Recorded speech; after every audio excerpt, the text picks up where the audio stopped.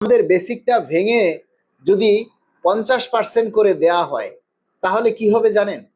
এই 50% বেসিক ভেঙে দিলে সেখান থেকে যদি আবার আপনার 15% প্রণোদনা প্রত্যাহার করা হয় তাহলে পে স্কেল বাস্তবায়ন হওয়ার সাথে সাথে বাজারে দ্রব্যমূল্যের একটা বিশাল প্রভাব পড়বে, যে প্রভাবের কারণে প্রতিটা দ্রব্যমূল্যের আবার দাম বাড়বে। তাহলে প্রতিটা জিনিসের দাম, একটা সংসার চালাতে যে আনুষঙ্গিক জিনিস প্রয়োজন হয় সেই জিনিসগুলির যে দাম বাড়বে সবগুলি মিলিয়ে ওই 50% বেসিক বাস্তবায়ন হলে আমাদের সেই দামে কভার করবে না, তার চাইতে দ্রব্যমূল্যের দাম অনেক বেশি হয়ে যাবে। এটা সবাইকে জানিয়ে মিটিং হয়েছে। গোপন মিটিং কেন হবে? মিটিং এ যে সিদ্ধান্ত হয়েছে সেগুলি গোপন রাখা হয়েছে। ল্যাঙ্গুয়েজটা ঠিক করেন, গোপন মিটিং না। মিটিংটা হয়েছে, মিটিং এর আলাপ আলোচনাগুলি সেগুলি বাহিরে প্রকাশ করে নাই। আর এগুলি বাইরে প্রকাশ করলে মিডিয়ারা এগুলির টানা হেঁচড়া কইরা ফিরা ফিরা ফালায়, বরঞ্চ এর জন্য আমাদের দ্রব্যমূল্যের দাম বাড়ে। আমরা এজন্য সরকারকে সাধুবাদ জানাই। বেশ মানে কি বলে, প্রজ্ঞাপন হওয়ার আগ পর্যন্ত কোনো কিছুই আপনি জানতে পারবেন না। প্রজ্ঞাপন হওয়ার আগ পর্যন্ত কোনো কিছুই আপনারা জানতে পারবেন না। আপনারা সবাই শুধু যে কাজ আপনাদের দায়িত্ব সেটা হলো দাবি করা। আপনারা দাবি করা যদি ভুলে যান, এখন এই সামনে ঈদের ছুটি, টানা ছুটি, লম্বা 8-10 দিন লম্বা ছুটি, এই 7 জুন বাজেট অধিবেশন শুরু হবে। এর আগে যদি আপনারা সবাই ঠান্ডা হয়ে যান, মনে করবেন যে ঈদের ছুটিতে বাড়ি আসছি, এখন আর কোনো কাজ নাই, সবাই ঘুমাইয়া থাকলাম, দেখবেন অনেক কিছু তাহলে ঠান্ডা হয়ে যাবে। ঠান্ডা হওয়া যাবে না। একটা পেজে দেখলাম আজকে সন্ধ্যা 7টায় প্রধানমন্ত্রীর সাথে ক্যাবিনেট মিটিং চলছে, এটা কতটুকু সত্য আমি এ ব্যাপারে কিছুই জানি না, এরকমের কোনো কথা আমরা শুনিনি। সন্ধ্যা 7টায় ক্যাবিনেট মিটিং প্রধানমন্ত্রীর সাথে হতেই পারে, এবং সেটা কি বিষয় নিয়ে হবে এটা তো আর আমরা জানি না। মাননীয় প্রধানমন্ত্রীর সাথে ক্যাবিনেট মিটিং যে কোনো সময় হতে পারে, যে কোনো সময় তিনি সচিবদের সাথে মিটিং করতে পারেন, এমপিদের সাথে মিটিং করতে পারেন। এখানে আশ্চর্য হওয়ার তো কিছু নেই। একটা দেশের প্রধানমন্ত্রী বিভিন্ন বিষয় নিয়ে মিটিং করতে পারে। এটা ক্যাবিনেট মিটিং হলেই যে সেটা পে স্কেল নিয়ে মিটিং হবে আর তো কোনো কাজ নেই খাইয়ে লইয়া। তো আমরা আমাদের আগামী এই শতভাগ বেসিক বাস্তবায়নের দাবিতে, শতভাগ বেসিক বাস্তবায়নের দাবিতে 5 অথবা 6 জুন চট্টগ্রামে আমাদের সমাবেশ হতে পারে। আমি ভুয়া কোনো তথ্য আপনাদের কাছে প্রকাশ করি না বা আপনাদেরকে আমরা বলি না, যতটুকু জানি সেটা সত্যটা জানানোর চেষ্টা করি। আপনারা বর্তমানে, আমি সবাইকে অনুরোধ করব, বর্তমানে আপনারা কোনো মিডিয়া বা কোনো নিউজের যে নিউজগুলি প্রচার হবে বা প্রকাশ হবে সেখানে আপনারা কেউ লাইক কমেন্টস করবেন না। আপনারা এই অনলাইন পত্রিকায় বারবার তাদেরকে লাইক দেন, কমেন্টস করেন, ওগুলি শেয়ার করেন, যার কারণে ওদের ব্যবসা হয়। আপনারা ওই নিউজগুলোতে কেউ টাচ করবেন না, শুধু দেখবেন। অনলাইন পত্রিকায় যে নিউজগুলি করবে সেগুলি শুধু দেখবেন, লাইকও দিবেন না, কমেন্টসও করবেন না। তাহলে দেখবেন ওরা আর এই সমস্ত এই একটার পর একটা নিউজ করতেই থাকবে না।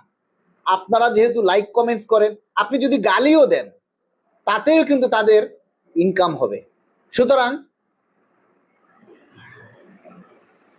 মিটিং চলতেছে, এটা পিএমও বাংলাদেশ পেজে পোস্ট করা হয়েছে একটু আগে।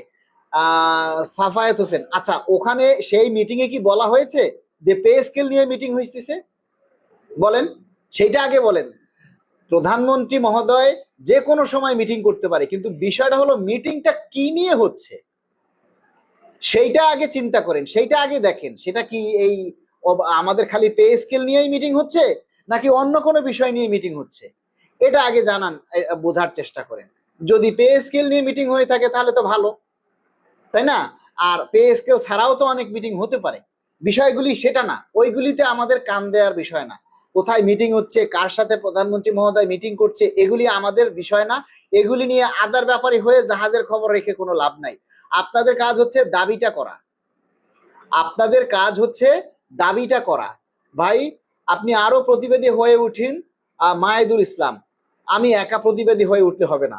আমার প্রতিবাদকে আপনাদের সম্মান জানাতে হবে, আমাদের সেই প্রতিবাদকে, আমাদের দাবিগুলোকে আপনাদের প্রচার করতে হবে। সেখানে আপনারা আপনাদের দাবির কথাগুলি লিখে কমেন্টস করেন।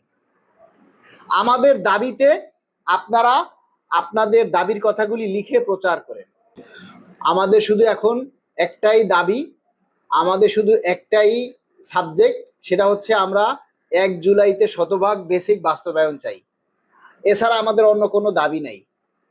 আচ্ছা, আমি একজন পুলিশ কনস্টেবল, বর্তমান সময়ের সন্তান নিয়ে চলা মুশকিল হয়ে গেছে। আমি চাই এত বছর পরে 50% না 100% দাবি করি ইনশাল্লাহ। টাইম স্কেল সিলেকশন গেট থাকলে 11 থেকে 20 গেট পর্যন্ত অনেক ভালো হবে। সাজ্জাদ হোসেন ভাই, ফারুক হোসেন ভাই লেখছেন 100% ভাতা 2 ধাপে দিলেও চলে, কিন্তু 3 ধাপে মানি না। সবাই একটু আপনাদের দাবির কথাগুলি লিখে কমেন্টস করেন না ভাই, আপনারা কি চান, আমাদের দাবিটা কি, সেইটা একটু লিখে আপনারা জনমত তৈরি করেন। এই বিষয়গুলি একটু সবাই জানুক যে আমরা আসলে কি চাই। আজে বাজে মন্তব্য না লিখে আপনারা আপনাদের দাবিটা করুন।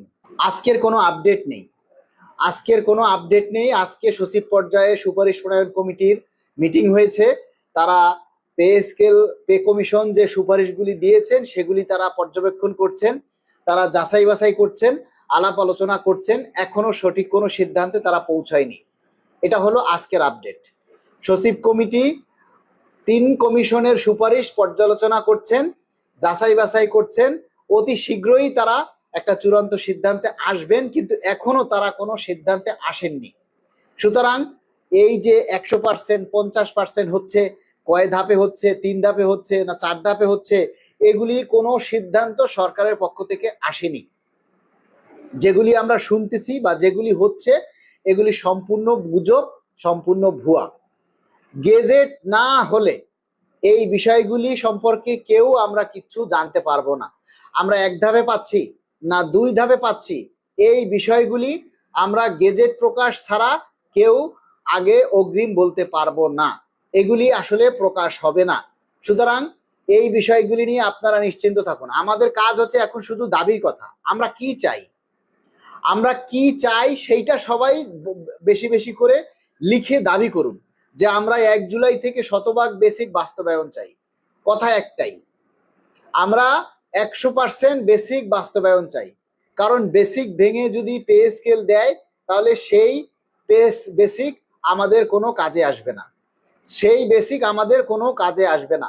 কিছু অমানুষ আছে, কিছু জানোয়ার আছে, কিছু ঘুষখোর কর্মচারী আছে, যেগুলা আসলে এগুলির মানে বংশ পরিচয় নেই। এগুলি আপনার এগুলি মানে মানুষকে সম্মান করতে জানে না। এই জন্য এদের কথায় আসলে আমরা কেউ নিতে চাই না। এ সমস্ত ফালতু মানুষ যে যা বলে বলুক, আপনারা আপনাদের দাবিটা করুন। আমরা কি চাই সেটাই শুধু প্রকাশ করুন, আর কোনো কথা নেই।